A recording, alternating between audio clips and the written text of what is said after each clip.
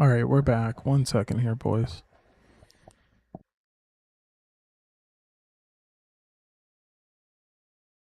Just having some technical difficulties.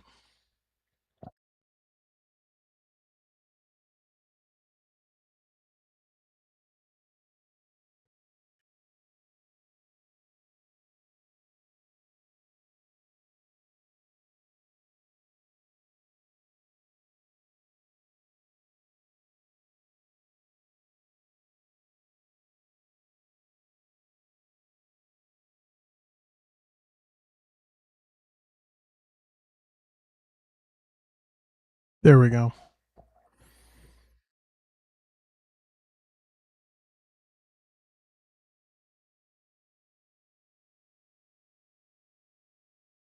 There we are. Beautiful, beautiful, beautiful.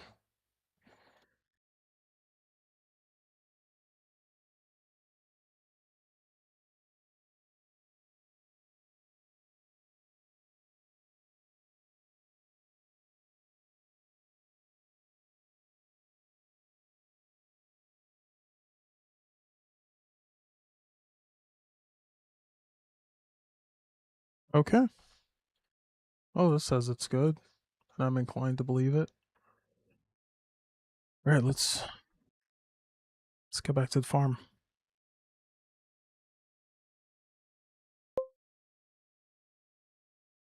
You hear it? Yeah, the game's back on. Should be good now.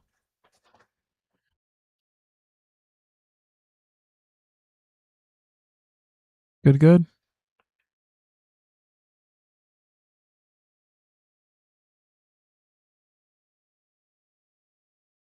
Wait, where's the game? Huh.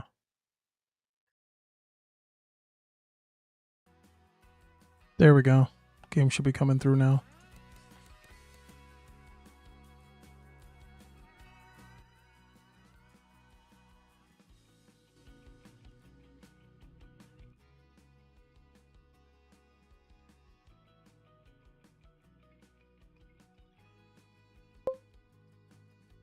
You hear the game. Alright, cool.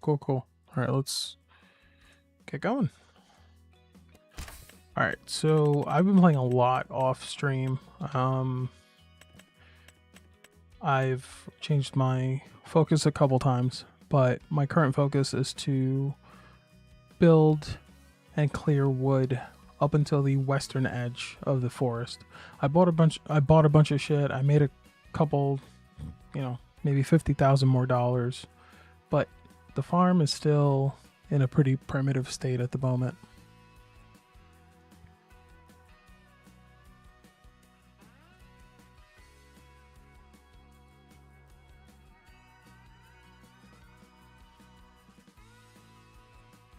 Here we go.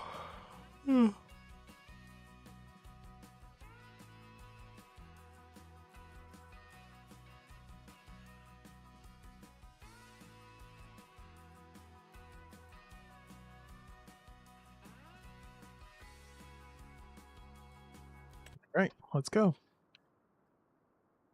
So I've been mowing a little more. I've been clearing more and more wood from these areas. What else have I done? See if I bought anything. No, I haven't bought much more actually useful new stuff. I bought a couple of things that didn't end up being useful, so I just skipped them. There's just been a lot of the same. Just trying to clear out more of these woods to the west.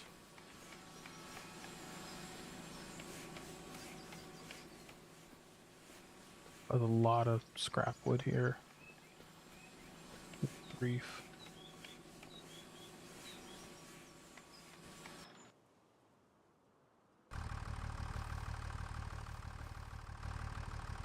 Alright, I'm gonna drop that.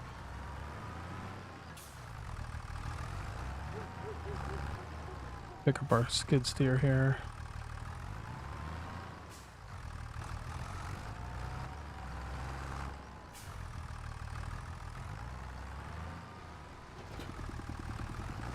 Let's grab the weights.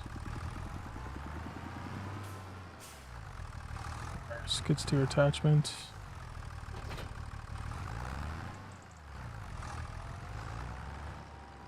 Come on. Oh my god, I hate when it gets flipped.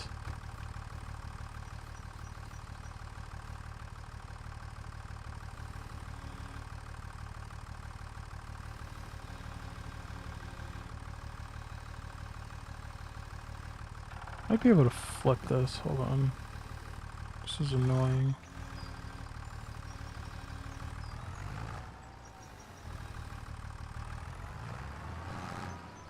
There we go. Yeah. Look at me.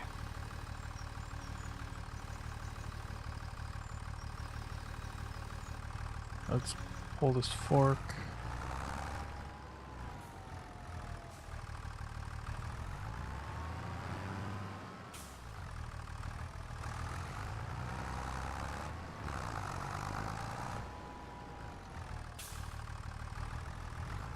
Get a couple trees we can yank down from here.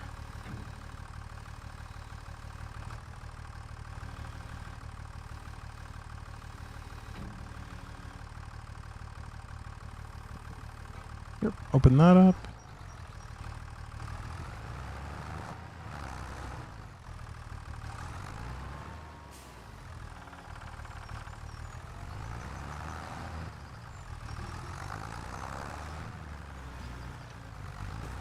Come on.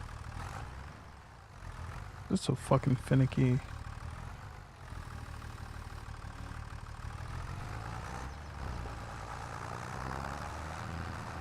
Alright, drive into it. Close the forks. Lift the shit up. There we go.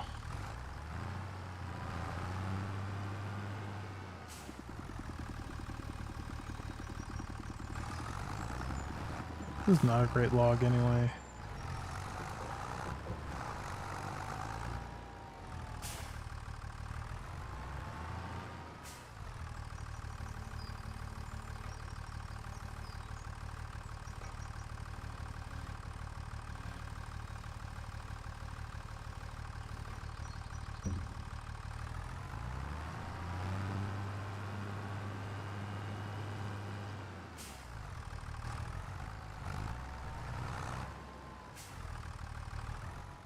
I think I just gotta keep pulling.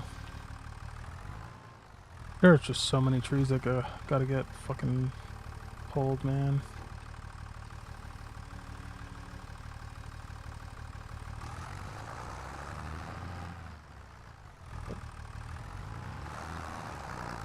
Who's this thing stuck on?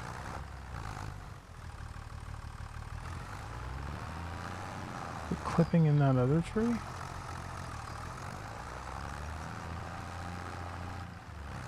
That's weird.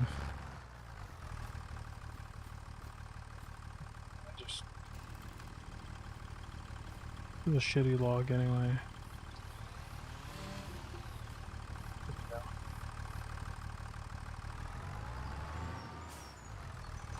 These are not great pieces, so I'm just gonna move them to the scrap wood pile.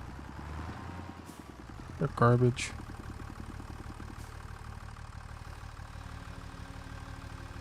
Alright.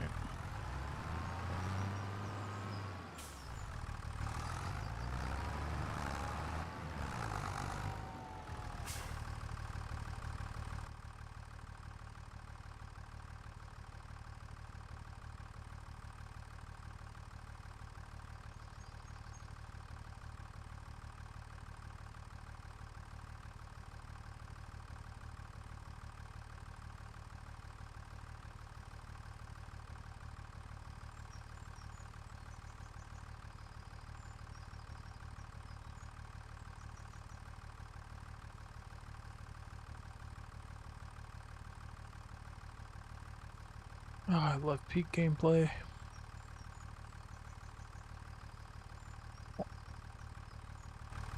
Alright. Oh man, I gotta finish fixing my fucking chair.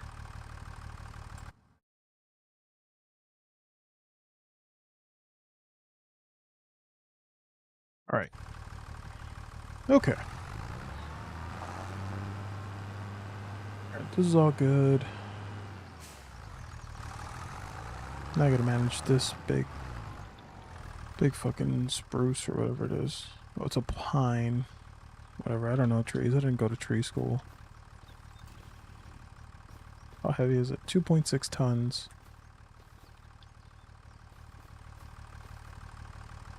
Don't know if my tractor can pick it up. If it can, that actually helps a little bit.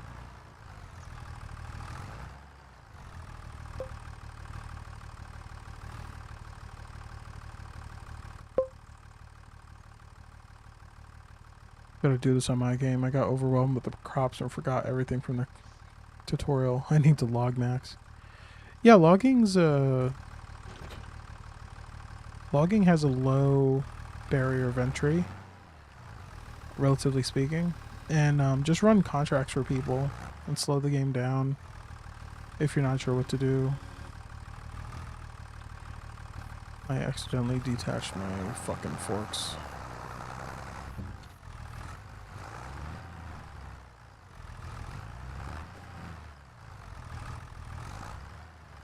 Okay. Side, please.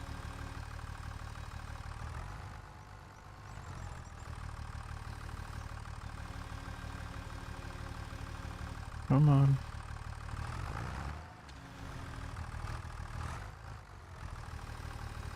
I don't find logging like the most fun thing to do. It's the first thing I figured out without the tutorial.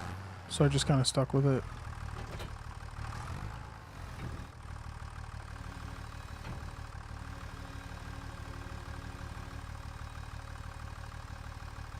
And I ran a couple logging contracts and they were kind of fun in the main game. In the first map. It was fun to just like collect all the logs and fuck around with the skid steer on the rented equipment, so it was good.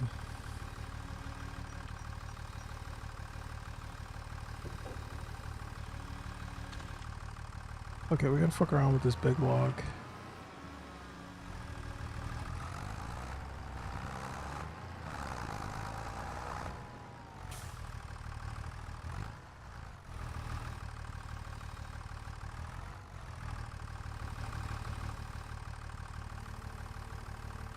Oops. So, I also bought some stuff. It's waiting for me at the shop. Maybe I'll...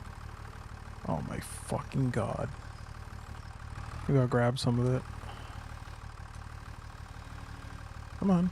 Come on. Oh. Oh. Beautiful.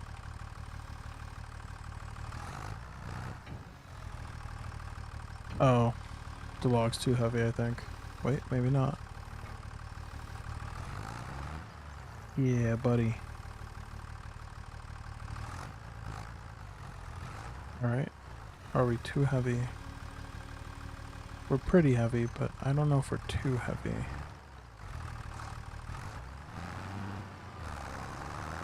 Wow, it's a huge fucking tree.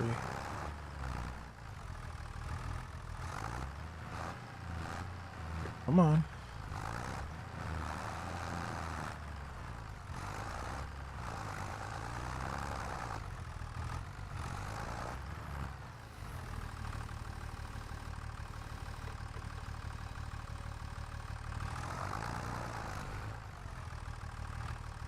I just need to give up and just cut this fucking thing. I think I'm gonna cut it from this end.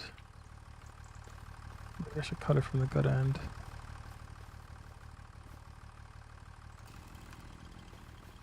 Alright, let's get me hatchet out. I'm just gonna cut like right here, whatever. Alright, it's 10 meters, 24 meters. It's way too long.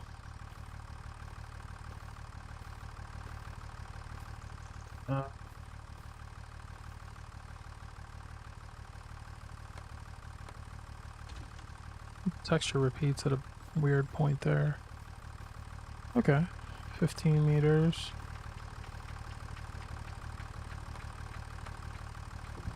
Just eyeballing it, whatever. Wow, $1,500, $2,000, 1,500. This one's worth 2,000. Wow, got some good logs out of this tree. It's fuller. It's a little long. Probably shouldn't be cutting them that long.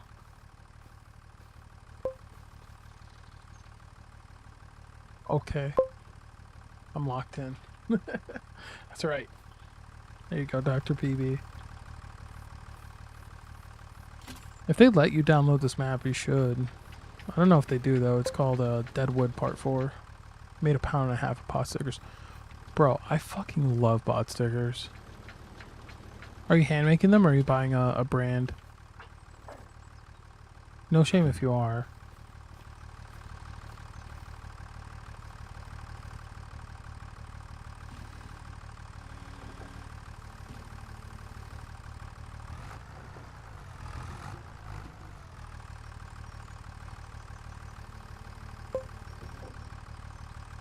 Rayleigh's brand.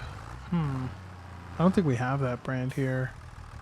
I'll look out for it, because, man, fucking Chinese places, whatever conglomerate they get them from does not sell to Walmart, and it's annoying.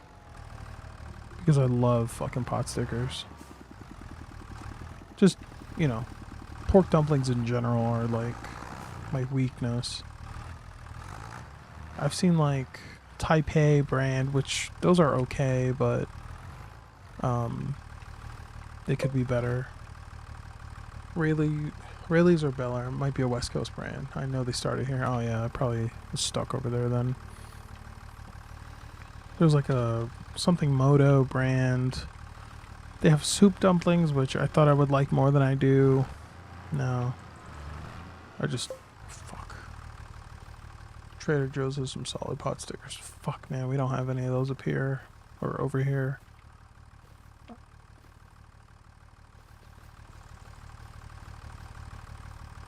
I need, like, Wegmans. And yeah, I need Wegmans to have a store brand. Or just Walmart in general, Sam's brands to get their shit together. What? What? I can do that? I didn't know I could attach shit through the... Did you know you could do that? You could attach shit through the, weight? No Trader Joe's. I thought those were everywhere. I don't think they are. Hold on. They're just not super common. Hold on. Trader Joe's near me. No results near me. Have to go to Pennsylvania or other parts of PA. 71 miles is the closest one. There's one in Bethlehem. Which, that might be the closest one. That's like an hour from me. Yeah, we don't have the income. Bethlehem, Nazareth, all that. They're like a slightly more higher income area than us. I think their median income's a lot higher. A bit higher, so they get Trader Joe's and all that. We have a high-end shopping center up here, and I've been haranguing them to get some sort of premium grocery up here. And like I've been very subtly like insisting they try not to do any business with Indians, but you know, I gotta use proxies for that. Like, hey, no smoke shops, please.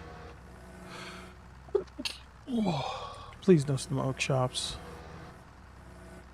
It's worked so far.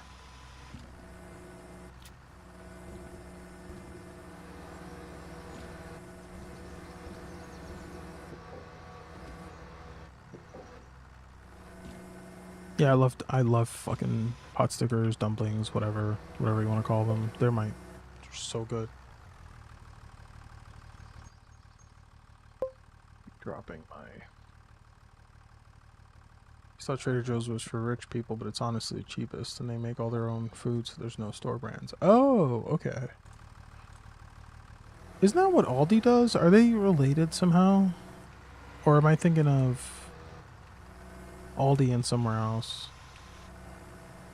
I think it's Aldi and another brand are related, because they kind of do the same thing. They don't really have name brands. Aldi, Trader Joe's? Because I have Aldi near me. I think, okay. Let's see. Dude, I love talking food with you because, like, you're spiritually fat. So it's so nice to...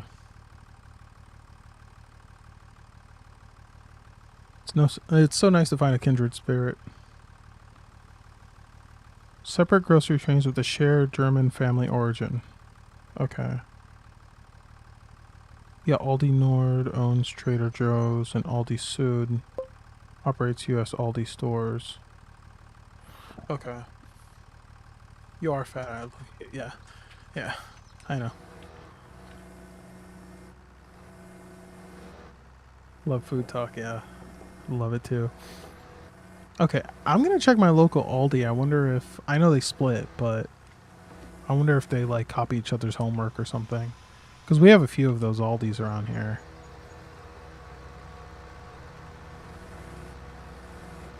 It'd be super cool if they copied homework and got some good fucking pot stickers.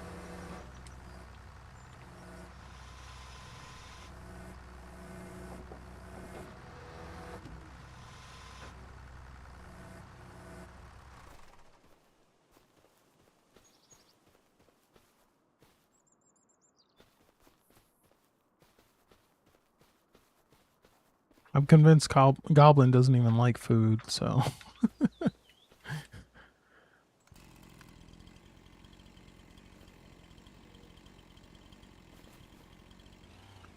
Yeah, I don't know if I mentioned this before, but my brother and I, we'd get the pot stickers from Walmart. And Walmart Deli used to have these really good, like, cold but not cooked pork egg rolls. And you still had to cook them, but they were like in the, like, produce, not produce, but like just deli cold. I think you know what I mean. And my brother and I would spend like $10 and we just have what we call a dump and roll night. Just fucking a ton of the Taipei pork dumplings, and we'd split. The pack came with 5 egg rolls, and I think it was $2.50. It was so cheap. And we would just fucking eat dump and roll some nights. Cold not frozen is so good. Yeah. It does make a difference. I'm usually okay with frozen food, like 99% of the time. I might even prefer it. But yeah, dump and roll nights with my brother and I were so fun. It was when we lived together.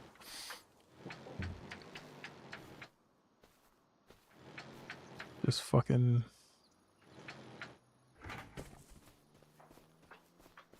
It's so good.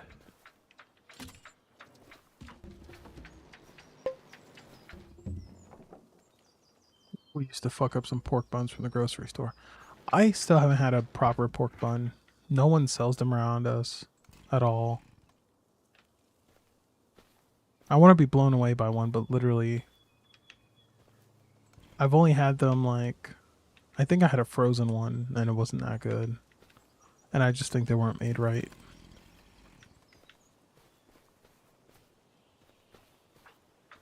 Send you 3 to the Shadow Realm. Is this log?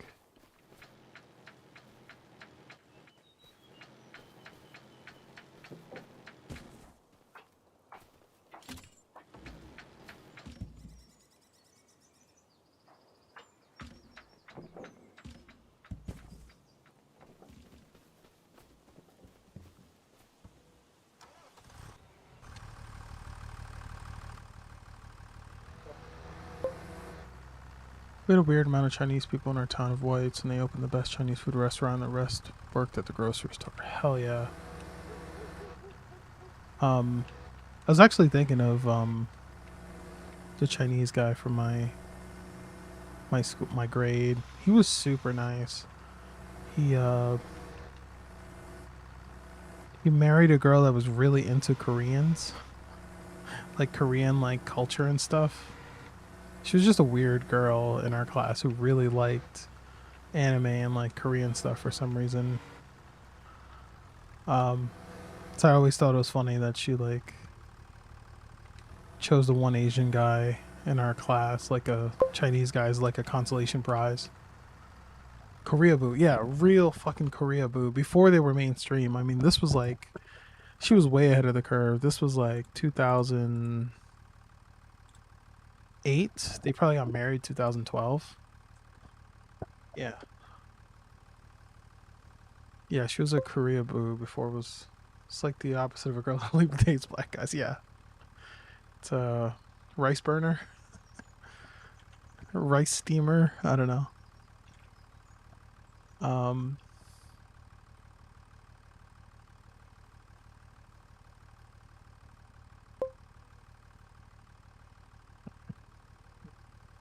uh,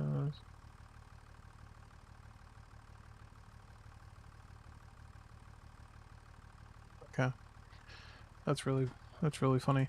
Um, I won't say the guy's last name because I don't remember what his um, but his first name was was Chow, like Chow Garden. It was spelled the same way, and I just realized that the other day, and I was trying to find out a way to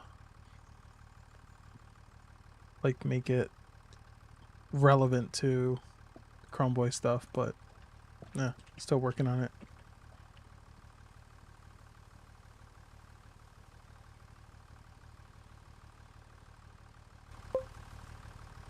Chow Sanachu, yeah. Super nice guy though. Like I would come visit him. Of course he owned the good Chinese place. So there were two Chinese places where I lived, and like um I think his parents might have closed his spot down because he just wasn't interested in it. And he married a white woman and probably dishonor family. But no, I would go in and order a few egg rolls, and sometimes he would just like unprompted, right? Like I would just go in and talk to him, and like I wasn't trying to get anything from him, but you know, I'd order like 5 egg rolls and sweet and sour sauce, and he would just be like, "Oh, on the house." It's so nice. Like he had no reason to do that, you know. I went in there fully expecting to pay, um, and he was just complimentary, and I just go in there and help him pass the time, and um, yeah, he was super nice.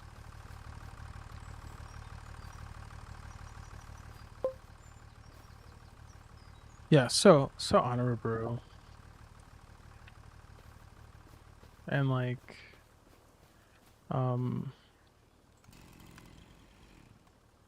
yeah, nothing wrong with the girl he married either. She was also very nice. The Korea Boo. She's very pleasant, very nice to be around. Um, you know, I liked anime and stuff, so it was actually nice to talk to someone again before anime was hyper mainstream. The town I grew up in was so white that I didn't see a black person until I went to middle school in a different town. Hell yeah. In Cali too. That's impressive. We had Mexicans, but they were all white, and I never knew they were Mexican. Honestly, that's awesome. Very um, had a bunch of blue bloods. I think that's what they call them in Spain. Blue bloods, because you can actually see their veins.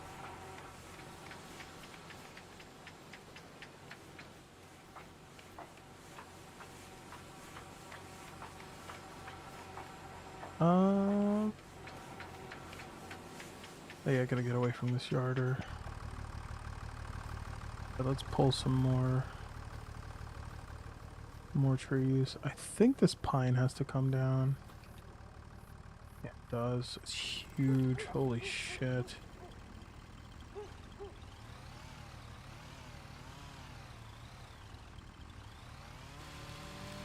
Did you not notice their last names? You weren't like a bunch of Ramirez's and shit. You're like, man, this. One of them was named Ernesto Barrias, so I was just retarded. So that's a.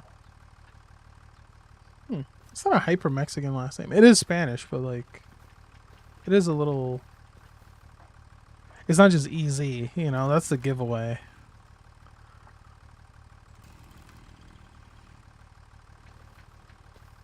It's usually the giveaway, anyway, is the easy last name.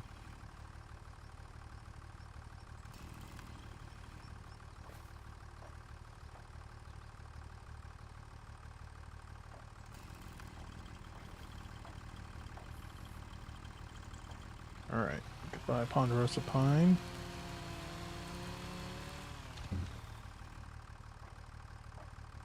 Right. Barajas. I had to look it up again. Oh yeah, Barilla. Oh, you know what? Barilla is the pasta brand, which is not Mexican, that's Italian. Barajas. Oh yeah, that is a little more. It's a lot stronger. My favorite Spanish surname is Matamoros, which just means more killer, which literally as an honorific that's super funny. Literally the guys who had to kill all the Moors to during the Reconquista. Friend named Adrian Ramirez, whose dad came from Mexico, and I just never associated them with Mexicans. Nice.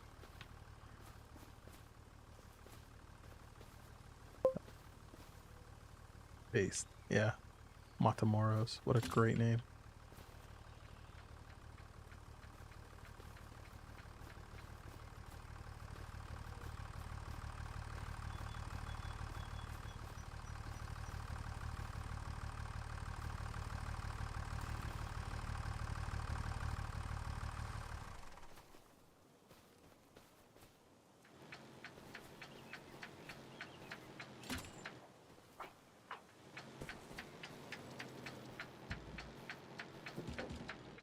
Fuck. Fuck. Why is this in the way?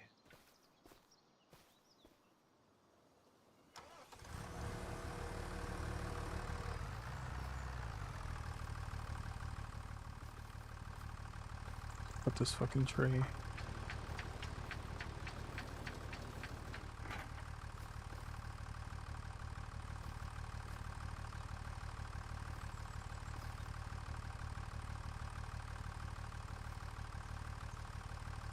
Also, did they not do the Cholo thing? Like, because I know that was like, all Hispanics near me just like act black, so it's very annoying. That's just kind of the route they went. The few Mexican kids I knew growing up, they didn't act like cholos. They're actually pretty nice. They were a little mean sometimes, but they were nice to me. They didn't really do the cholo thing. They like cars a lot, though. I think all of them became mechanics, and their dads were good mechanics too.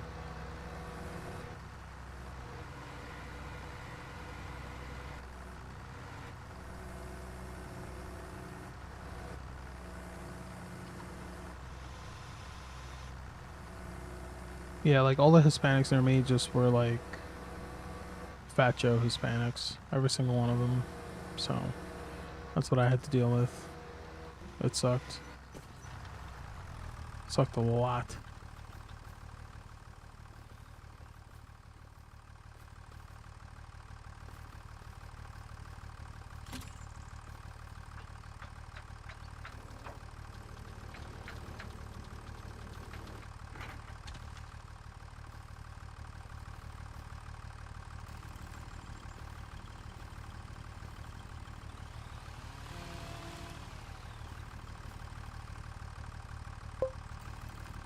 was a weird town. Everyone just kind of did their own thing. Like, if you were a fuck up kid, you could be white, Mexican, whatever. The jocks were white, Mexican, Italian. Oh, that's cool.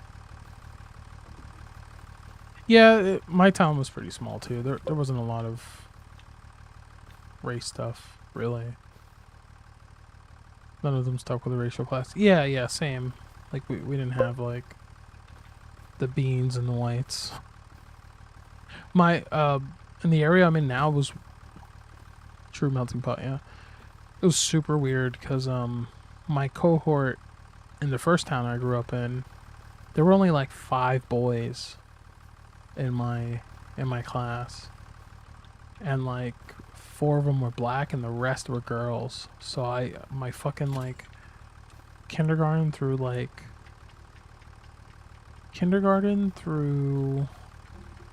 I want to say 5th grade till I left was like a gynocracy. It was fucking awful. It was the longhouse forever because there wasn't an even split, which I don't even on sexes. That was way worse. So all the boys really stuck together.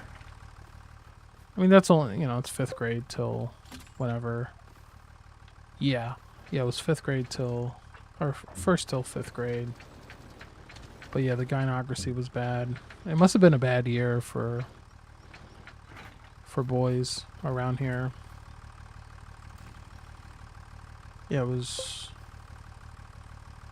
5 guys total, yeah, in my class. Now, it wasn't a big district, like, so it was like, and it was an unusually small cohort, which I think had something to do with all the abortions going on in, like, the 90s.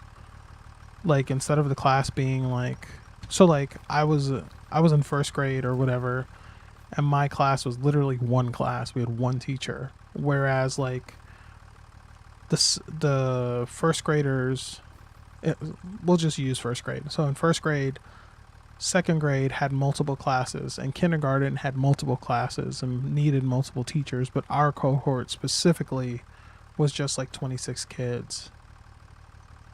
And only 5 of them were boys.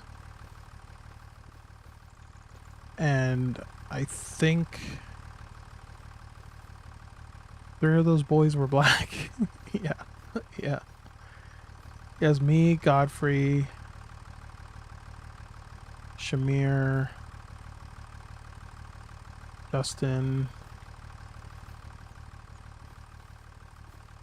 and a kid named... Oh, the kid was kind of gay. Yeah, the gay-ish kid in gymnastics. And that was it. It's fucking really weird.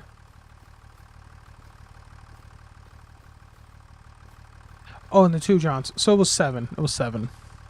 Yeah, 2 Johns. 2 Johns. A kid named Mickey. Okay, so it was the 2 Johns, Mickey, me,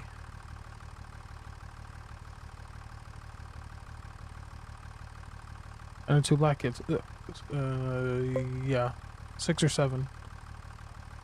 Oh, weird. We did 1 teacher per class for elementary. My 2nd grade class was a 2/3 grade mix. I think like 20 kids. There were like 2 separate classes for that grade. Oh, okay. It's actually smart. It's not like 1st, 2nd, and 3rd grade are that different.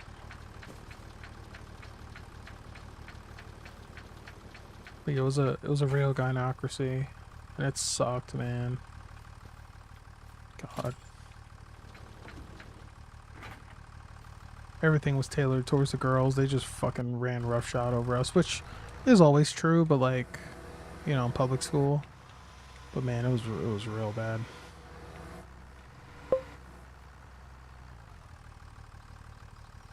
My pod co-host mom was my 2nd grade teacher. Hell yeah.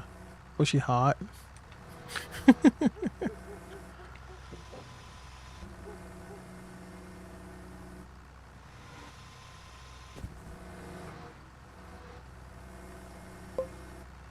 Oh yeah. Hell yeah. Respectfully. Tiny Filipina. Oh, I thought it was Mike's mom. That's even better. Hell yeah.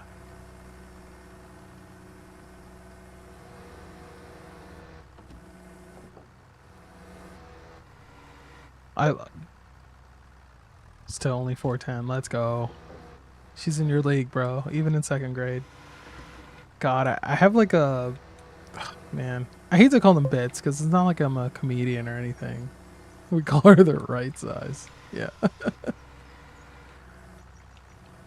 I have a bit of sorts. It's about the teacher's aides always being hot and like being like a. Sorry if I've explained this before or talked about this before, but like teacher's aides always being hot for some reason, and then like that like your brain not knowing what to do when you see like a hot teacher's aide, and like you're just trying everything you do you can to like get her attention, and she always has a name like Miss Jessica or some shit. So you're like building towers. Everything you do from that moment forward just becomes like trying to impress Miss Jessica. You're like, Miss Jessica, Miss Jessica. And it's just like a bunch of like first graders and kindergartners just trying to get Miss Jessica's attention through various acts of like chivalry or what they perceive as manlyhood. And it's just like this, like, it's the real test. Yeah, like this.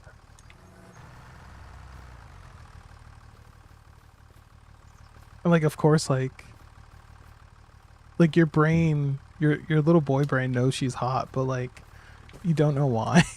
It's so funny. it's completely like, the dog chasing the mail truck. Like she's placed there by the CIA to hypersexualize us from an early age. Yeah, definitely. Miss Jessica, my God.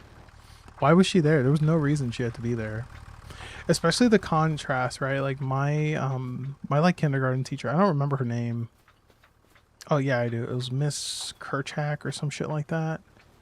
But she was the first woman I ever saw that had teacher arms. Like she was like 400 pounds. Very nice. She played the piano. She could sing well and stuff. But she's like literally 400 pounds, probably diabetic. And then you just see her and she's teaching you ABCs, and then all is well. All is well. And you don't ever try to impress her or anything. It's just, she's just the nice teacher, the nice lady teaching you ABCs. And then the CIA just dumps this fucking angel, Miss Jessica, on you and ruins it all. Because from then on, you're just chasing Miss Jessica. That you just chase that high for the rest of your life. Of like seeing like presumably like a 18 to 20-year-old hottie. I have a vivid memory of a babysitter I had when I was like 4, and I thought she was so pretty. I ran through the screen door. Hell yeah. Yeah. God.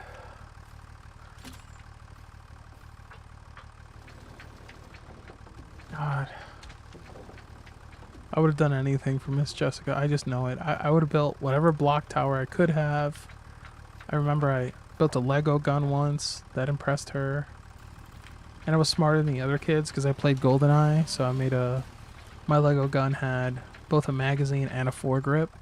The other kids weren't keen on the foregrip, but I was.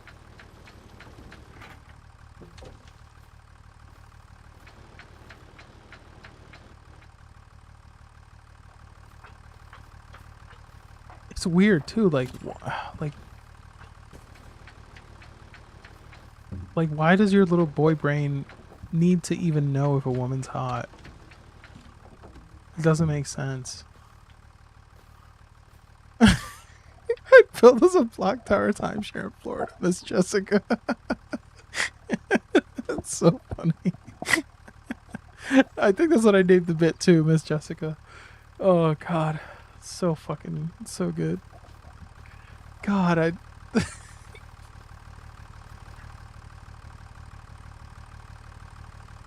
yeah, what was it? Blocks, Legos. Miss Jessica's perfect name. Yeah, yeah, yeah. Miss Jessica. Miss Jessica, watch this. And then you just do a gay little spin. You just pirouette in front of Miss Jessica. Just keep trying to impress her. Literally, I don't remember much about my Miss Jessica. I don't even think that was her name. I just remember she was blonde and like super pretty, and that was it. Yeah, and we all apparently like woods porn. We all had one. Oops.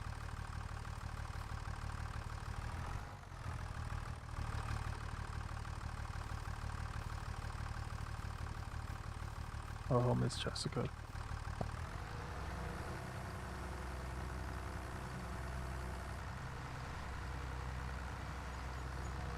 I was like building tall towers, trying to lift heavy shit around her. I had an older neighbor across the street named Bridget that I assumed was like 25 years old. It was probably 15 at the time. Hell yeah.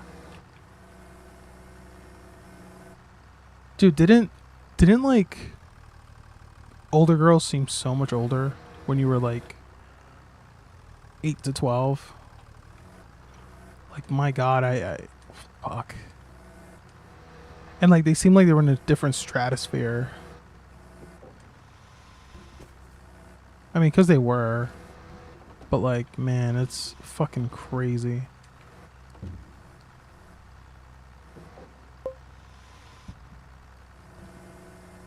$18 when you're old when you're 14. Yeah, dude.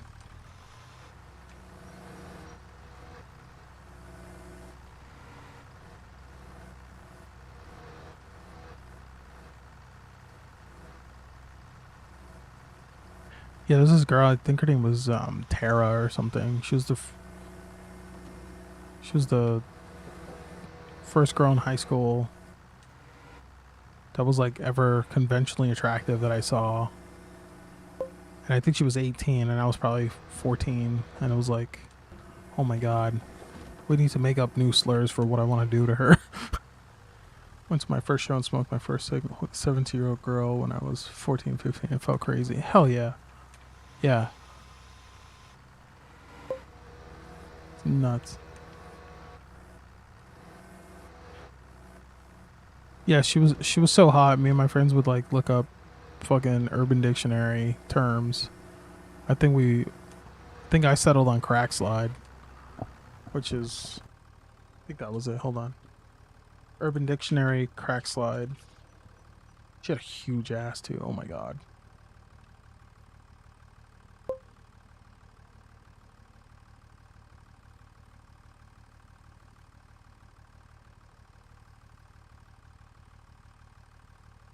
To repeatedly thrust or slide the penis between the two globes of a woman's ass. Yep, that was it.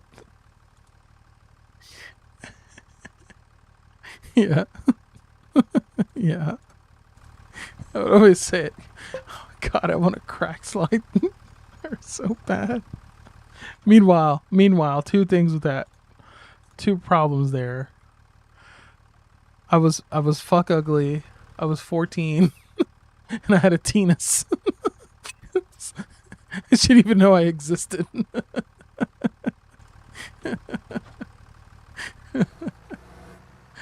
God. I love it. God, that like young yearning, man. Oh, I miss it sometimes. Crack slide in the void of my penis, yeah. It's like, yeah, Tara will let me do it.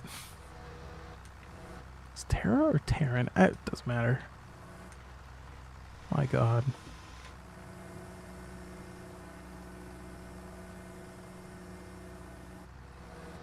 It's definitely Taryn. Or Tara. I don't know.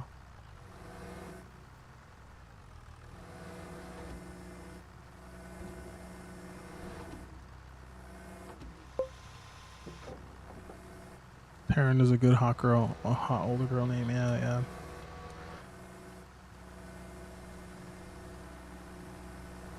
Yeah. Older girls also like used to just like play pranks on younger guys. It was weird. Like this girl who like, now that I'm older, it was like was a little weird, but like, we went to school with a girl named Randy, and I never knew that wasn't a girl's name until the other day. Yeah, holy shit. We didn't have Randys in my school, but I've known a couple hot Randys with an I. Yeah, Randys and Brandies with an I. Usually hot girls. We had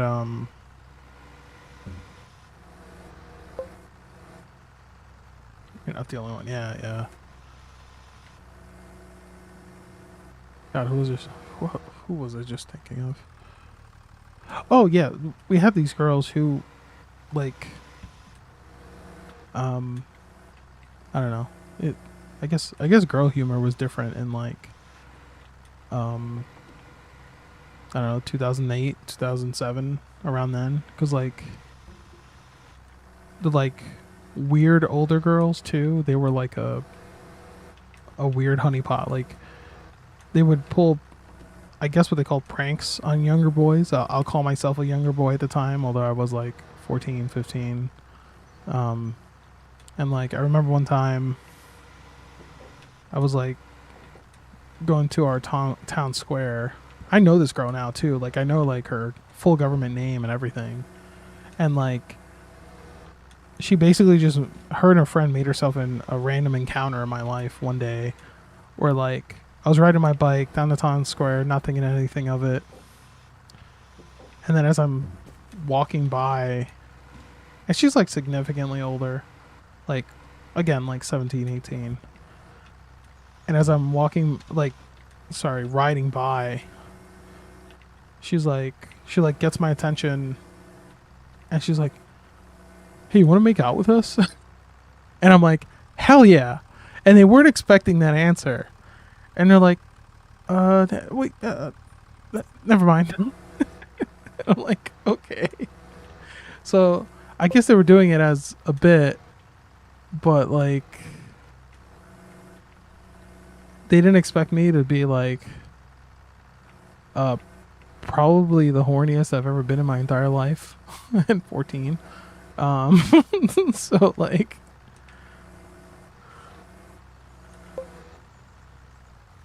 yeah, I was like, at first too, I didn't hear them.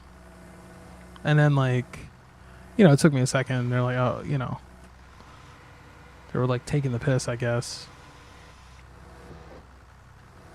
And like now that I'm older, I'm like, oh, I know these girls' names, like, because we had a pretty small town, so like, it wouldn't have been as much as it would have been a random encounter. Like, I grew up in like a 4,000 person small town. Like, I think it was 4,000 when I was growing up there, and then it hit 10,000 when we left. But yeah, these girls now they're like friends of like one of my brother-in-laws. Yeah, waiting that exactly. That was my like moment. And at first I didn't hear them. I'm like, what? Oh, want to make out with my friend? I'm like, yeah. And they're like, wait. Like, like, didn't expect them to say yes. Just taking the piss. Like, they didn't know that I knew ball. Honestly, I was nervous as fuck. I'm like, oh, I'm 14. I don't know what I'm doing. I'm going to embarrass myself, but let's go for it. Yeah, and that girl's name was Becca, which is like a slut name, but what's up, Becca? I bet you're watching right now, Becca. I remember that. Don't you worry.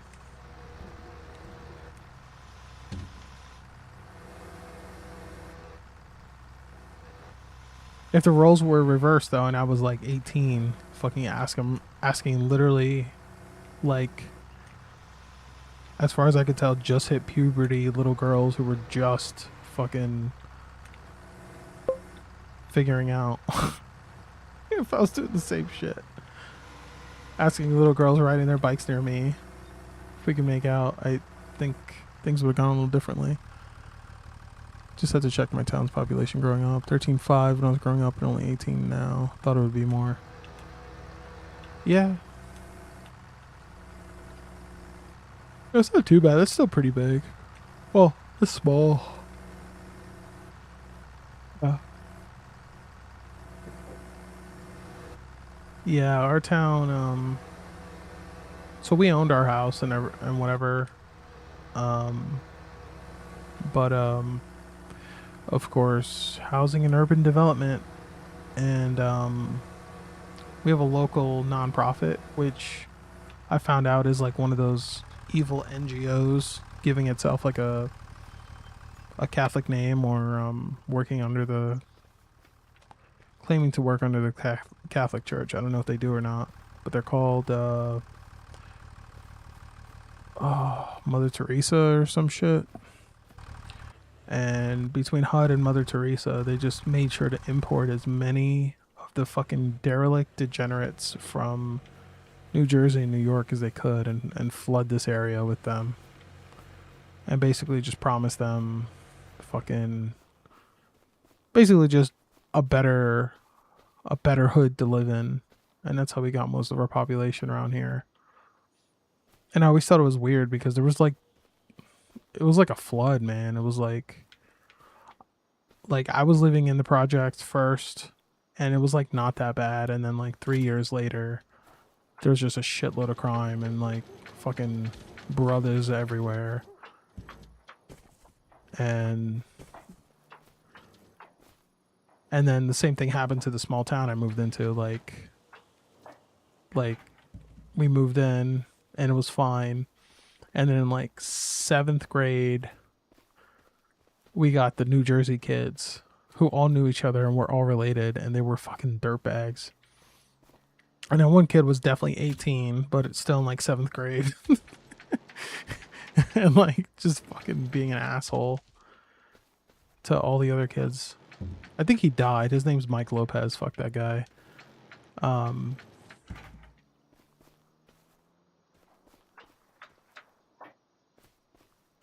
yeah, it was awful. Yeah, we just called them the New Jersey kids.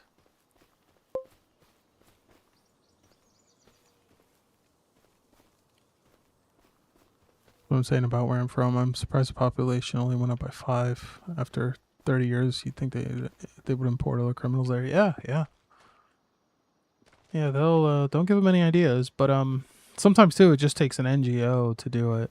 An NGO to be like to like partner with housing and urban development, and then you know bring everyone and their cousin in, because that's what happened to the New Jersey kids. It's like all these New Jersey kids were all cousins with one another, and they formed like an enclave in our schools, and it was fucking annoying. God, I hope not. I love that town. Yeah, keep them away. Let me actually see. I'm doxing myself with this info, but whatever. Come kill me.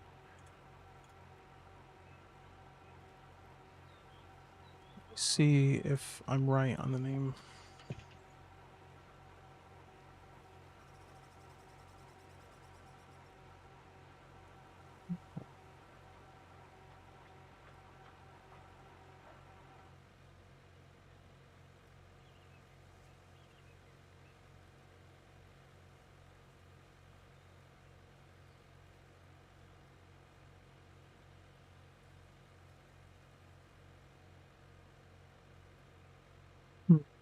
Just reading up on it. Mr. Sneakers.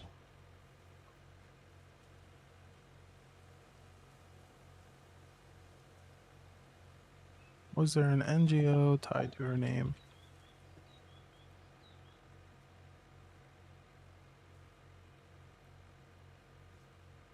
Friends of the Poor. Yep. Oh my god. Oh.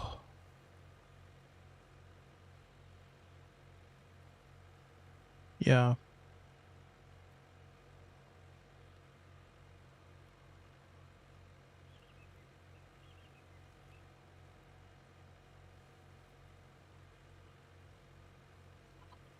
Ugh.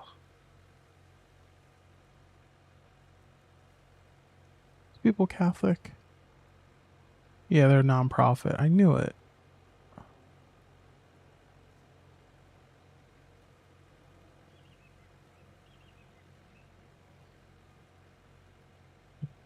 Jesus Christ, blah, blah, blah. Rootedness in God. Respect for diversity and wholeness. Yep. Fucking NGO.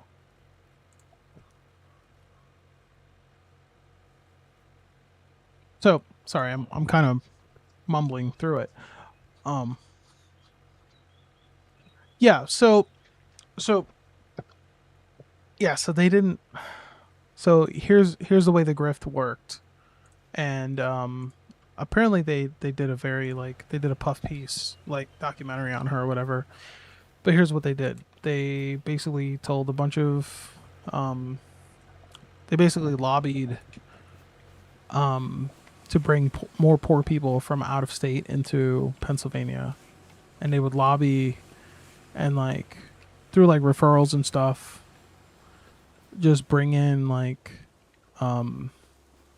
they lobbied for like projects and shit to be built, like housing projects, and then they would shortlist a bunch of imports from New York and New Jersey to come live in this area.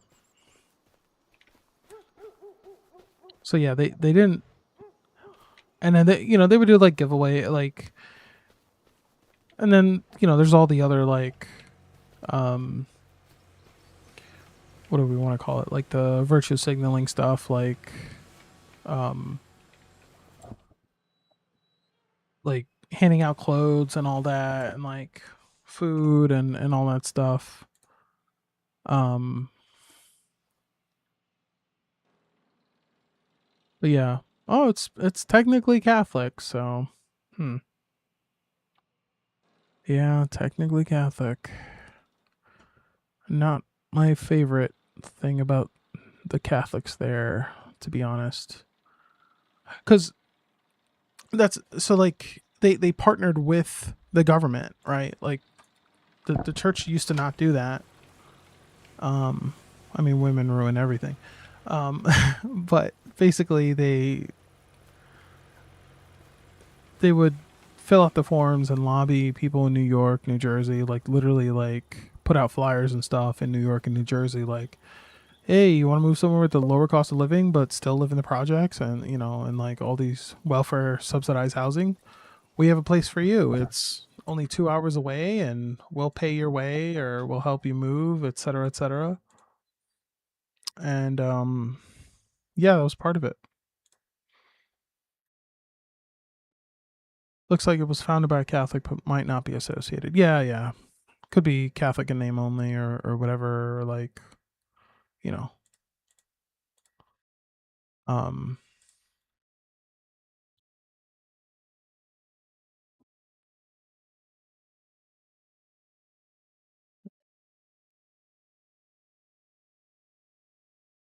our ministry of unconditional love for all.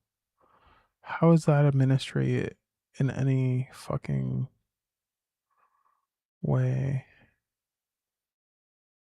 Services we provide, technology consultants. Yeah. Collaborations, Haiti community, healing racism.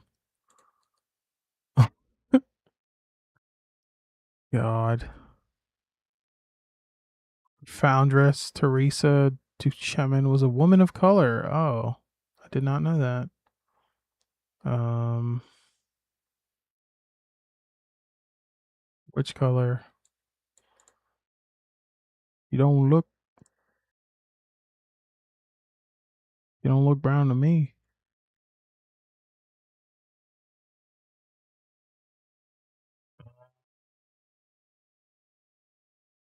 The gray nuns. What the fuck? I'm just skimming. This is like.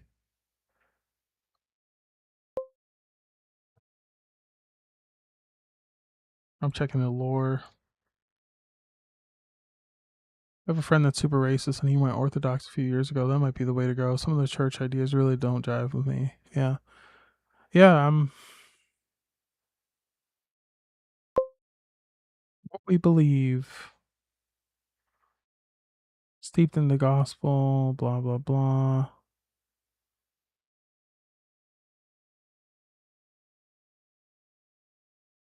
Or values, respect for diversity. God, that one fucking kills me. I think you're right, though. I don't think they actually are associated with the actual Catholic Church. I think they're calling themselves Catholic and they're just operating outside of the church. Land reclamation is what I mean.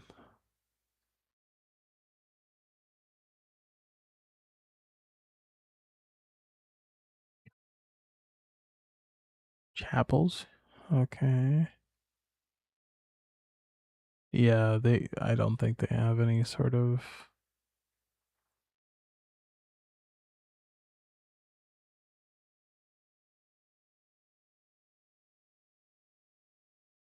yeah. Okay. Yeah, they might be a little excommunicado. Yeah, the love for all and whatnot, but there's got to be some common sense. Yeah, yeah. I mean, um, pulling the levers of power and then just saying it's for the poor is pretty fucked up.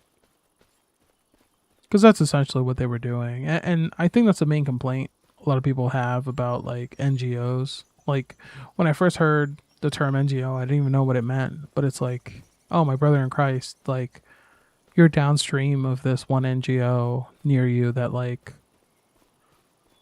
essentially calls itself the, you know, Rainbows and Unicorns NGO, and then they bring a bunch of fucking degenerates into your town. Yeah, that's exactly it. Yeah.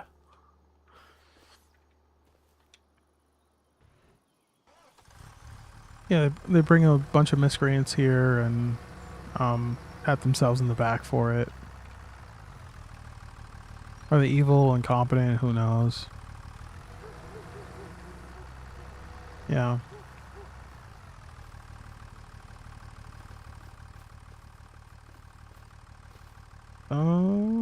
This thing's not worth a lot. These are going in the scrap pile. Oh my god. Why do logs fucking push so much?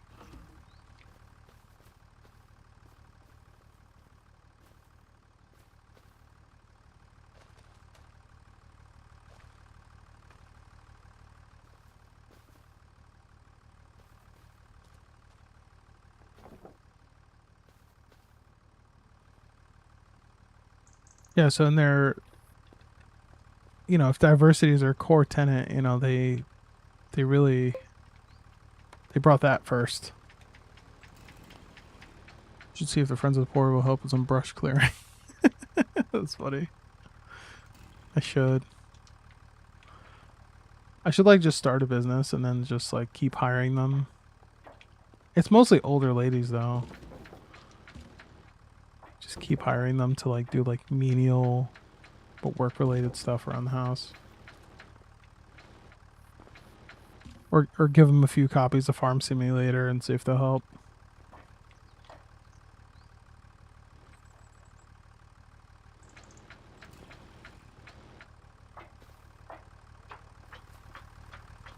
Yeah, it's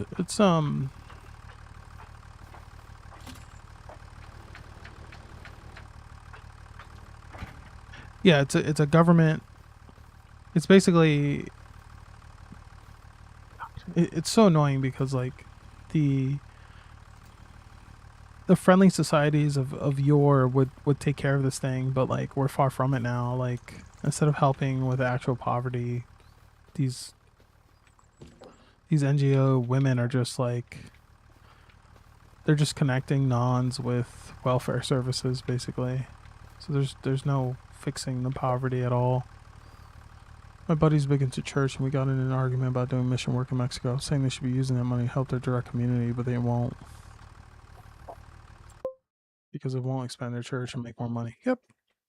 Oh yeah, yeah. No, the friendly society is dead. It's it's really quite depressing because like church numbers are only growing in like Mexico and all that.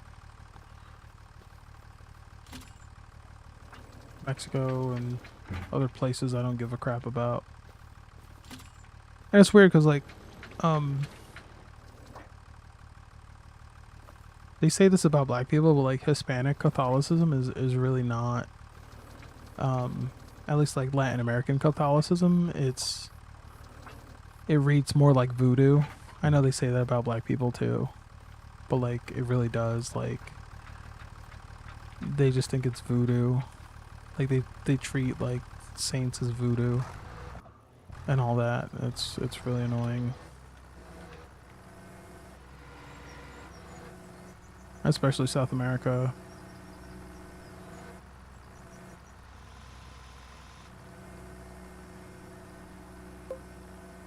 Hey, how church isn't keeping it local. He and I had that argument like 5 years ago. He just told me the other day that I was right, which is crazy for him to say. Yeah. No, it's insane. I remember now this was literally 15 years ago now. But you know, my mom had a stint where she forced us to go get catechism and whatever. To go get us back into the Catholic Church. So we went for a little while and all that, and I got my confirmation and all that. But you know, the dish went around every week for like Guatemala. And it's like, bitch, we're poor too. Like, I don't know. Who gives a fuck about Guatemala? Not that we needed the money, but like, you know, it's not like there was like objectively like any sort of actual help being done within the shores.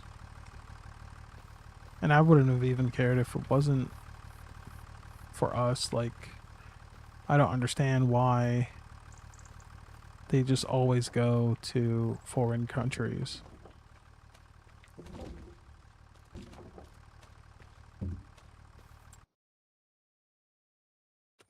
At least if your mission statement is to help, it's like, you know, how about our backyard, buddy?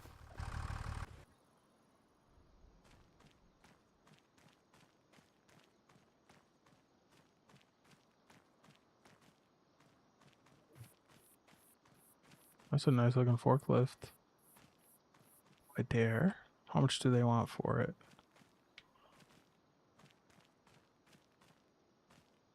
It's sharp. Nothing good. Wood cracker.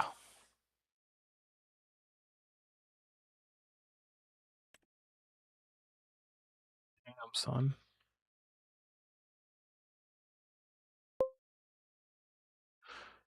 Even just helping with landscaping and shit, anything to keep it out of other countries, do some actual good. Yeah.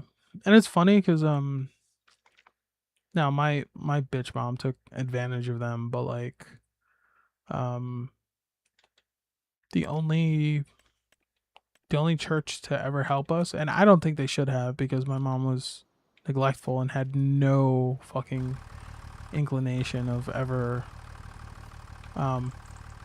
paying it forward or actually going to the church, but like I think she had a bunch of volunteers from I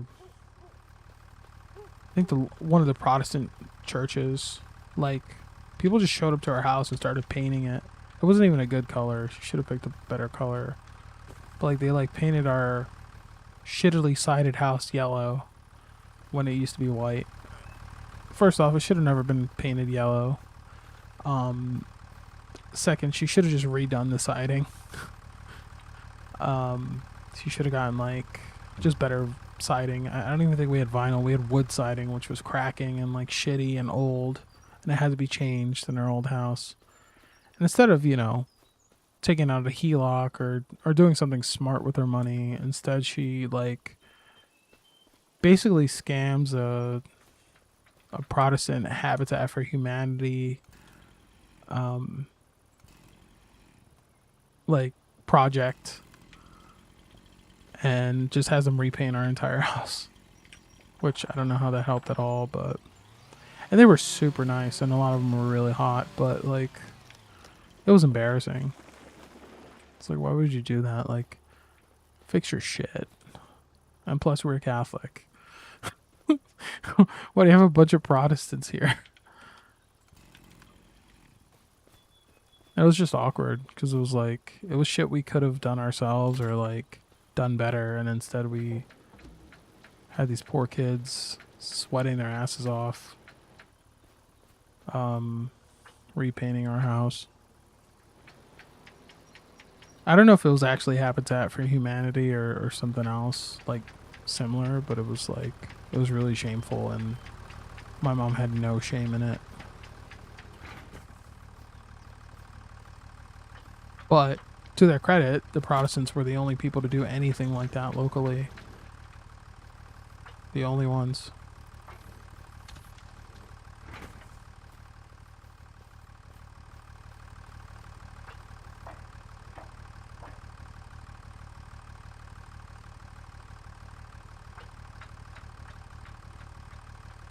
And yeah, man, the Protestant girls were so hot. They like... Yeah, it was hard to contain myself. A lot of Miss Jessicas in that bunch. It was also funny, those people probably got something from it too by just throwing some paint on it. Like, if it were today, the Floyds would be taking selfies and saying hashtag charity. Yeah, exactly. Yeah, they were like genuinely nice people. I just always felt bad, like accepting help we really didn't need.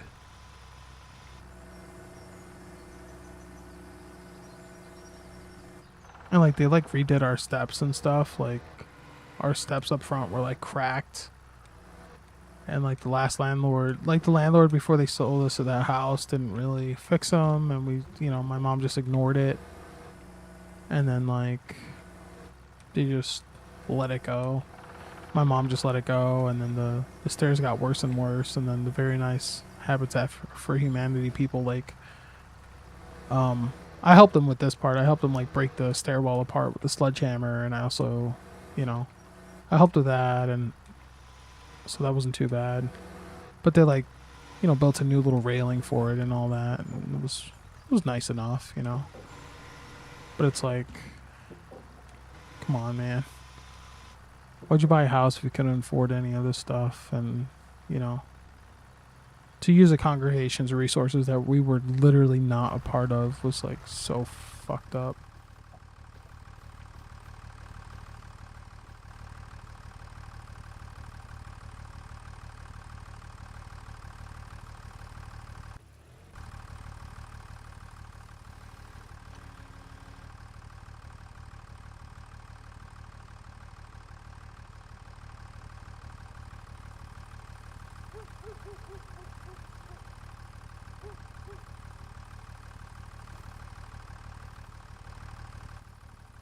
Yeah, I should have gotten some of their numbers.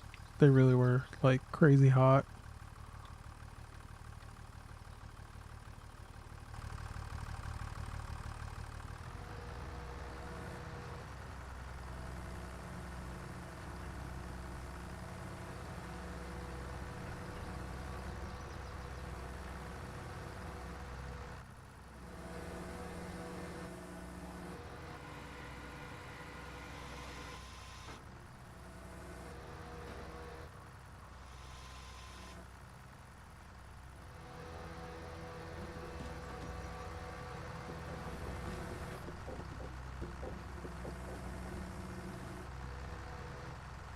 Our landlord also had really hot daughters. That's what I remember.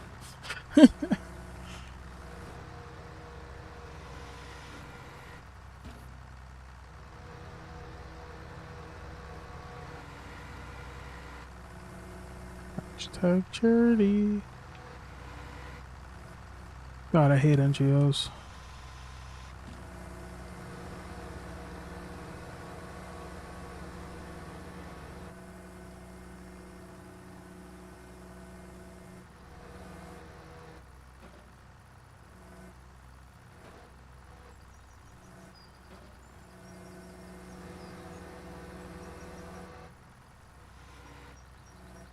And also, like, back to the NGO thing, like, our town, the city I'm in now, like, it's infinitely worse because of the efforts from this NGO. Like, literally, like, we were importing, like, Jamaicans and shit, and, like,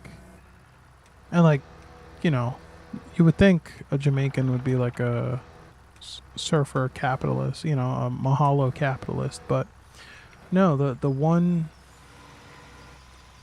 the first attempted murder I've ever seen, first and only one I've ever seen, was a Jamaican guy. Um, um, I don't know if he was owed money. Yeah, he was owed money from some other like fruity Hispanic guy that lived down the like down the street from us. I'll call it a street because it was the projects, but we'll just call it a street. So like our apartment was on the top of the hill. Theirs was at the bottom of the hill, but we had like a common sidewalk area or whatever. And this like really fruity gay guy owed him some money, and I don't even remember if it was that much money. It probably wasn't. And the Jamaican guy started smashing his skull in with a hammer. And it was the worst sight and smell I ever remember, and it was out of nowhere. It started as an argument, and like me and the other a bunch of me and the other kids would play there all the time, like near where this occurred. On this day, I happen to be like up closer to my house on top of the hill. That's not Irie, yeah. Yeah, it was the first like heinous violence I'd ever seen. And we it sounded like a fight broke out. So initially I just hear like screaming, like, you know, like two men having an argument, and then the guy just like pulls out a hammer and starts hitting the other guy over the head. And then it got like crazy because there were other adults out, and you know they eventually broke it up. The guy was on the floor like bleeding from his head and stuff, and like I don't think he died, but like good God, like the smell of blood in the air is, ugh, it's so nasty. And what you think is a fight, like I remember I got closer. I remember getting close enough to see like, cause like at this age too, I was like 8. I was like 8 to 10, so like, you know, seeing a fight, even a normal fist fight between two guys is usually not a big deal, right? It could be kind of fun, right? You see a fist fight between two guys, maybe there's a little bit of blood or a little bit of, you know, wrestling or something, or maybe a couple punches thrown, but it's never that bad. No, it's. I was there, but I wasn't like I don't think I directly witnessed it, but I was close enough to like hear the scuffle and see the aftermath. Um, and like I vividly remember, even with my shitty ass vision, like his hair matted down from the blood, which was so fucking nasty. Like never having seen that before, and then seeing someone's hair matted down and like almost like he had gel in his hair, but it was just like his blood coming from his head. That was fucking awful. And that smell, that like copper smell in the air, like, ugh, yeah, it was horrible. And it was some Jamaican drug dealer or something. This must have been early 2000s, and it was like over some weed or something. And like before that, there was literally no violence, even in that shitty project we lived in. Like it really wasn't ever that ridiculous. And then, you know, we started using euphemisms, but like the cheaper houses down the block was where all the drug dealers started moving in, and then it just got worse and worse. Must be after the Friends of the Poor helped out the community. Yeah, yeah, and that's what I joked is I used to kind of joke with my mom. It's like, yeah, we were like the first New Yorkers there, probably technically, and then like everyone after us was just dog shit. It made it worse and worse because we were transplants too, but we came like way earlier.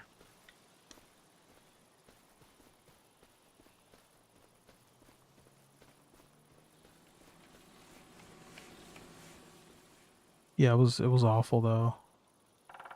Of course, the New Yorker euphemism really just meant, black people and Hispanics making it worse.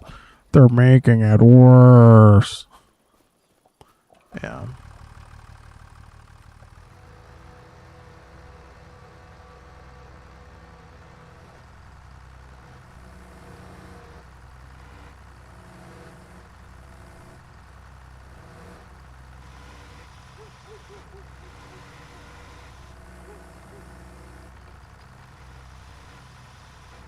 Yeah, and yeah, they made it so bad to where like you shouldn't. I was literally like I was living in the projects and I was told not to live in like not to go to certain parts of the projects, which is super funny. What area of New York? My friend moved to Baldwinsville and lived in Syracuse for a while. She says Syracuse is full of Friends of the Poor, but Baldwinsville is nice. Um, I was born in the Bronx, and it fucking sucks there. My grandmother's lived in Brooklyn for a little bit, but yeah, I was pretty sure I was born in the Bronx. I just pulled my birth certificate last month for a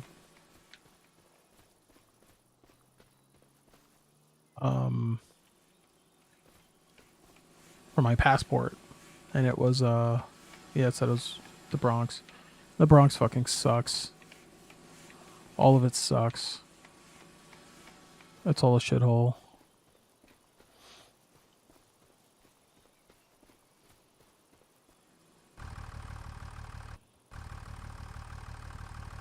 I think that's enough tree to take down. That's where Sinister Mike was born. Oh my god. Shit, bro. Was he, he's not 34 years old right now, is he? Because we might have been neighbors.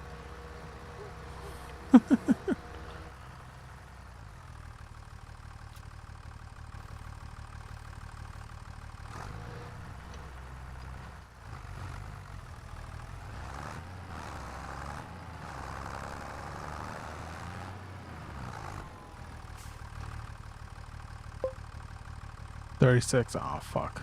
Damn it.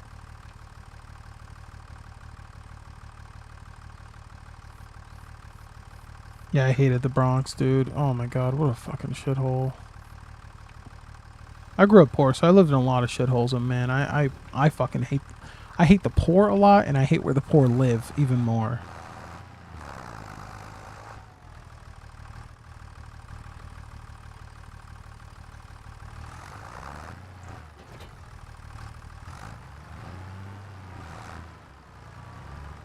Yeah, we lived, Oh,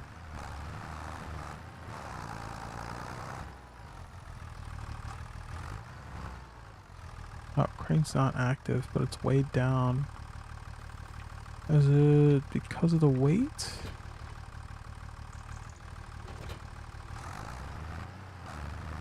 Oh, okay. I think it's because of the weight. He did too. His dad was Puerto Rican, then he moved to the hood of Sacramento. His mom divorced and married up. Oh, fuck. Damn. Sorry, Sinister Mike.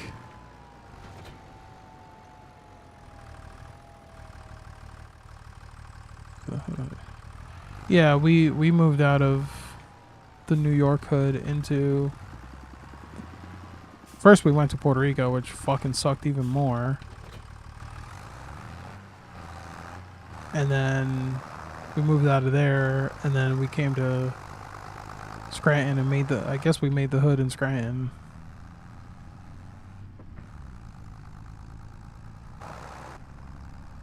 We I don't think my mom owned her house till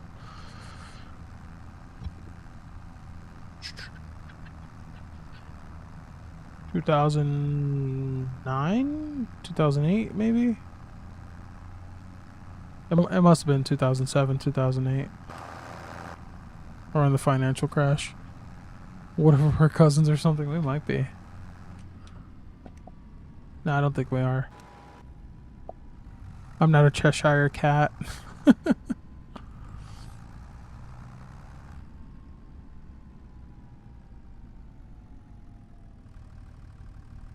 I wish we were, though.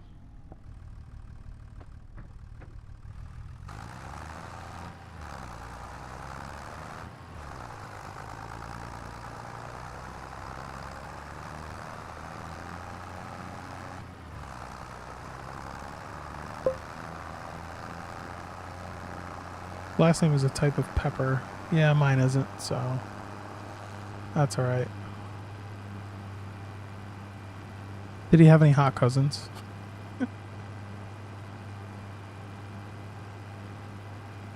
That's the real struggle.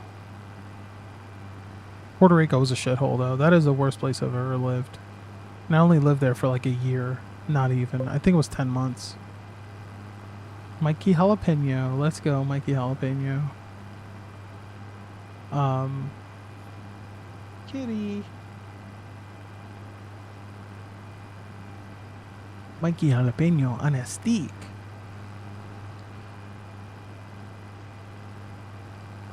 Yeah, dude. Puerto Rico was a fucking hole.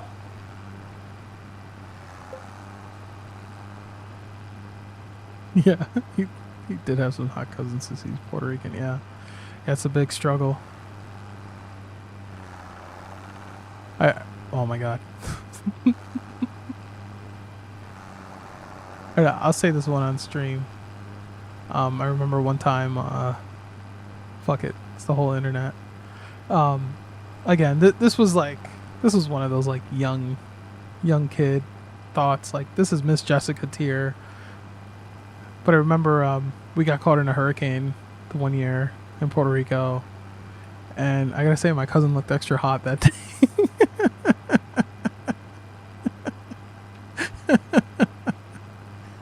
Just an intrusive, just a little intrusive thought.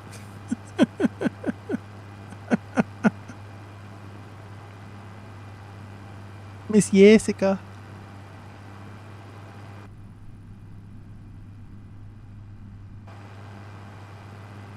Yeah, horrible place to live.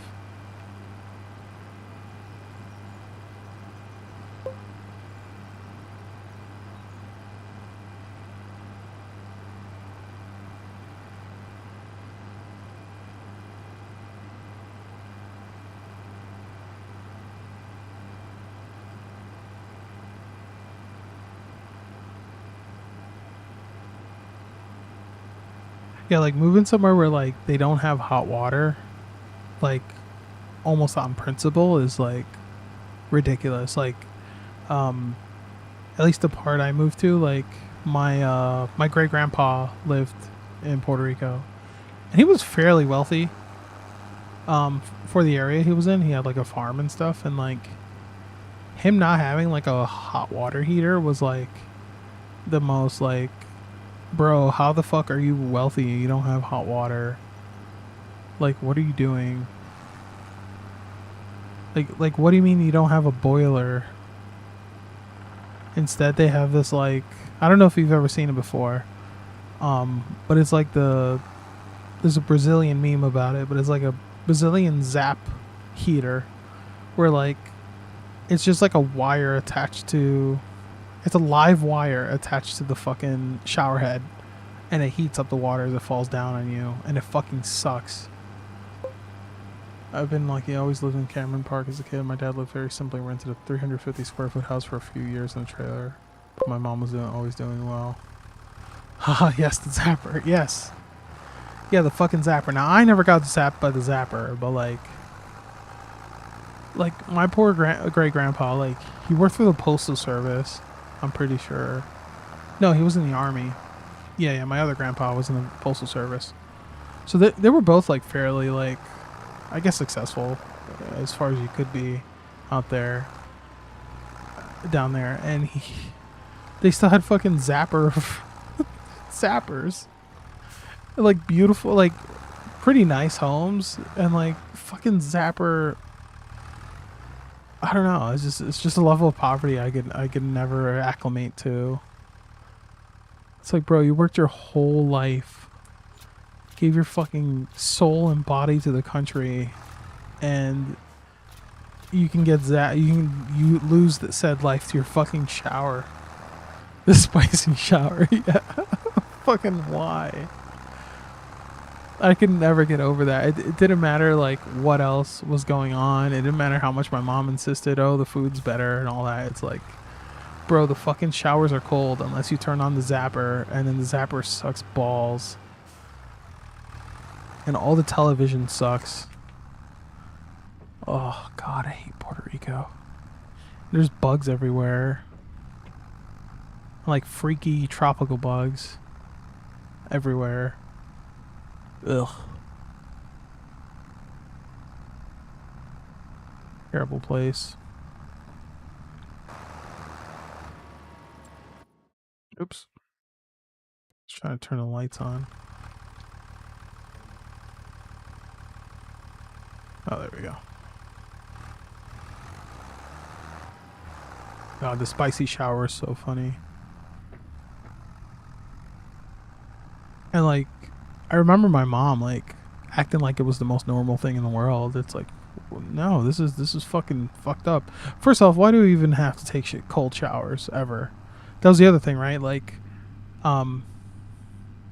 my great grandpa was a skinflint, so you'd get in trouble for using the spicy shower at all.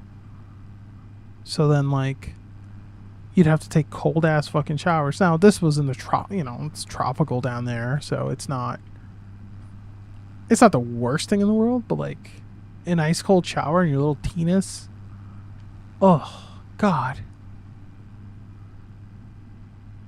Fully teenest out and you're like 5 years old and you have to take fucking cold showers.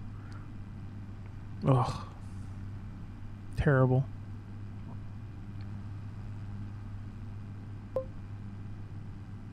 Ultra, yeah. I think you get zapped and your teenest goes in even more. You don't even get a length boost. Yeah. Fucking terrible. God. Which is horrible for a plastic tainted goyim penis. Yeah, it's terrible for it. You can't just, shrink plastic and then expand it again and then shrink it again. It's gonna crack. Yeah, man. Oh, God. And yeah, and then finding out that like, when my great grandpa died, like all his, of course they didn't have a will because they're morons, and 80 years old, why would you ever need a will? And then finding out that like my grandma and like all her siblings fought over that house, like relentlessly, and it basically at best was a shitty vacation home on a shitty ass island.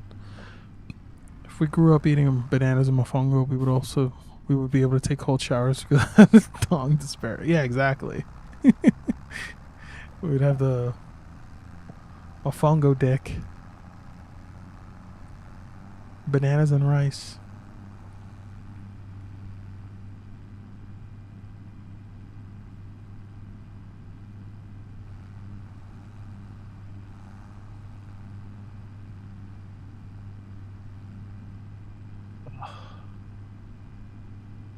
So yeah, my great aunts and everything fought over that fucking house. Like literally destroyed relationships with one another over that fucking shit hole of a house.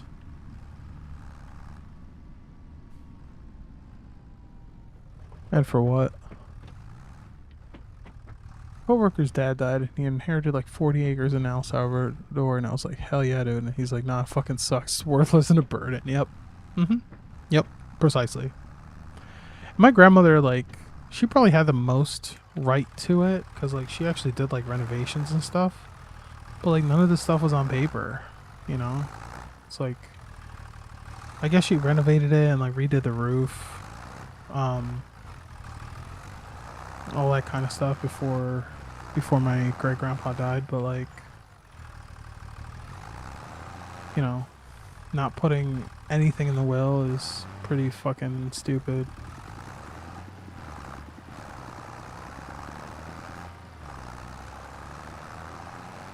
Yeah, 40 acres in El Salvador. God.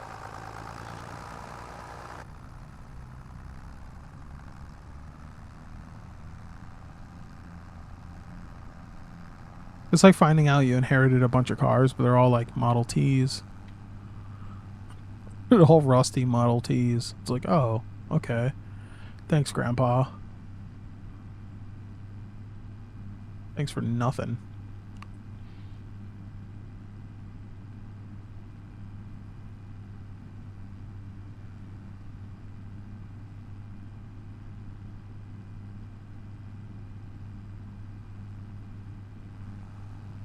Yeah. We'll see how... Yeah, God. Puerto Rico. Fuck. Fuck that place.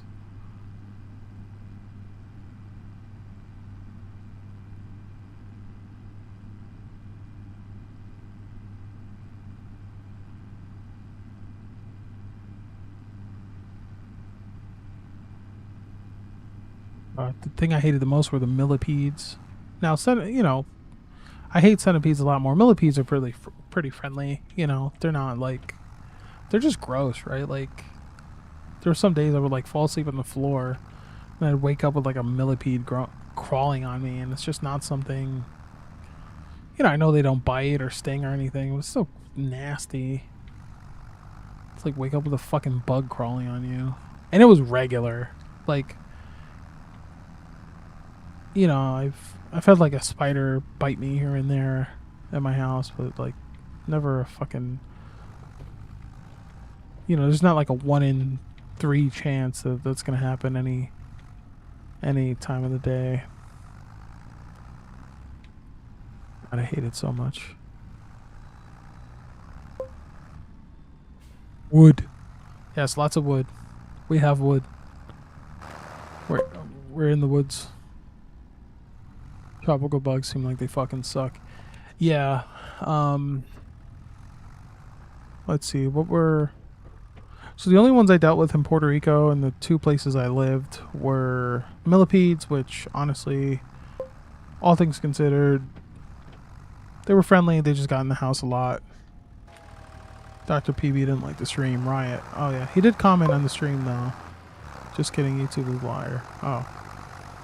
Okay. You would besmirch Dr. PB, my #1 fan? My #1 fan on this nobody stream? How dare you, sir? How dare you? Oh, he did like it. Look at that.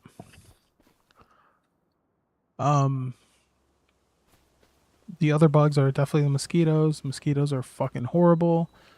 And it's a third world country, so they act like there's nothing to do about it except just endure and fucking not spray DDT or anything to their own demise. And then the other one were fire ants. There were fucking fire ants everywhere, and I got attacked by some once, and that fucking sucked. See the #1 next to my name, boy? Yep, that's right. Dr. PB #1. And also probably an admin, because I think I adminned everyone one stream, so be careful. Boy, I'm gonna put you on a pike. Yeah. Stop it, guys. You're fighting over me.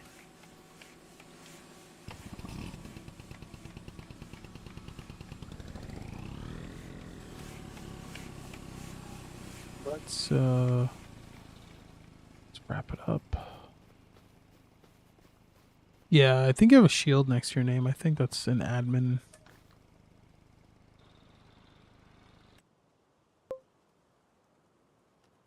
Be back to challenge your authority soon, MF. Don't piss off the admins.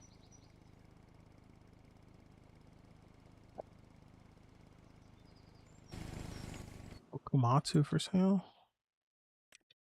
There's a bug on my screen. I'm gonna kill myself. Yo.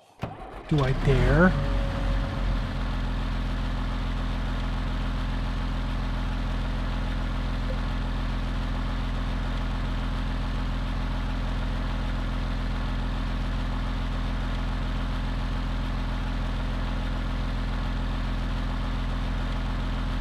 I have to, right? It's $158,000. It's half off. It's tracked. Safety frame. I don't need that shit.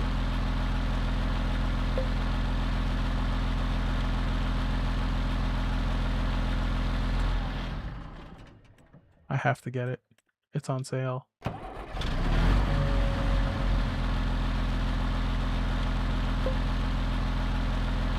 Namaste.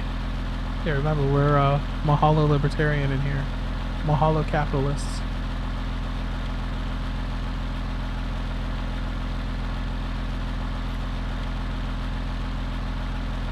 Okay, we're gonna sink all our money into that fucking thing. In India, they actually say namaskaram. Nice.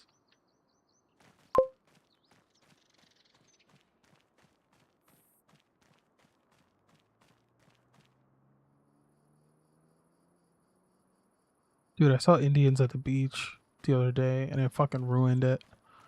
I was so mad. Thankfully, they left early. But I was like, man, what the fuck are you guys doing here? 10900 TTR.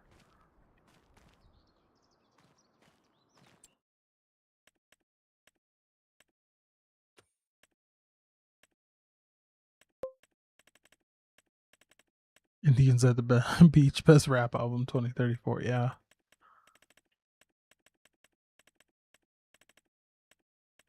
They were doing Izat stretches, which was really annoying. That bothered me more.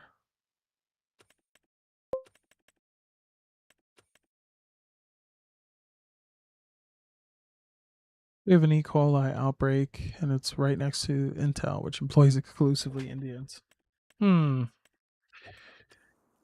that. Yeah. Yeah, man, it was annoying. They left pretty quickly, but god damn. Just like, man, I cannot get away from you guys.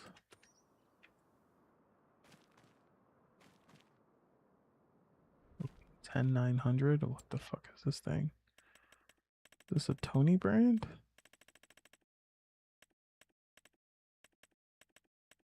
Oh, Antonio Carraro.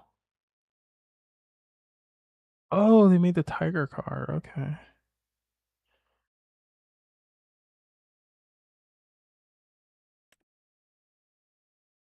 Grape and olive farming.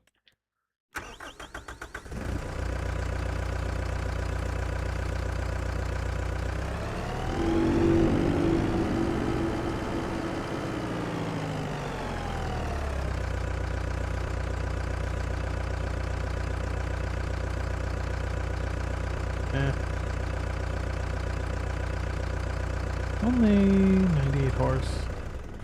It's not that good.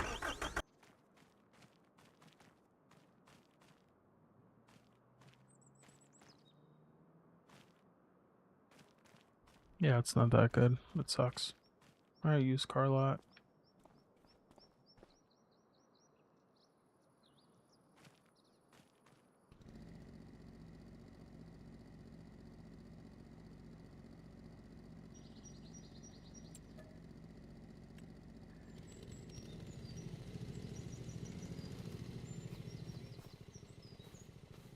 Yeah, fucking A. Can't get away from them.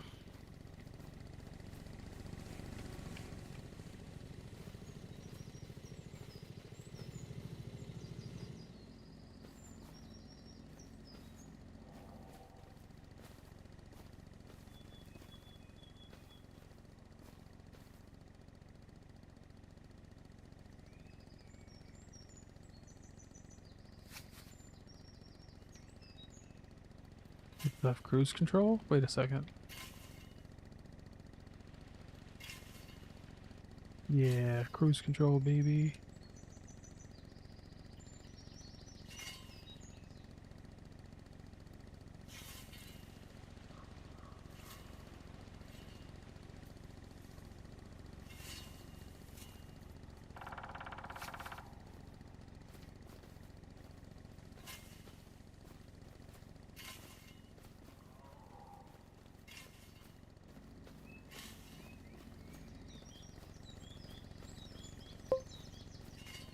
Gotta go to bed. Got an early day tomorrow. Thanks for streaming and chatting. I was actually just gonna wrap up too, man. Thank you guys for dropping in. I know it's I hope it's fun for you guys. I know it's a nothing stream with not much going on, but I hope you guys have fun when you're here, and thanks again for joining as always. I'm gonna hit the hay too. Actually, I have to do some dishes before I go to bed, so I'm gonna wrap it up. I think that's good enough. Yeah, of course, Dr. PB. As always, thank you all. Follow Dr. Peanut Butter and his rogues gallery of really funny friends on High Tea Boys podcast. Um, follow the Chrome Boys, of course. Shout out Chrome Boys. And yeah, let's not forget the Chill Prison podcast. Good night, fellas. Thanks for dropping in. Good night, good night, good night.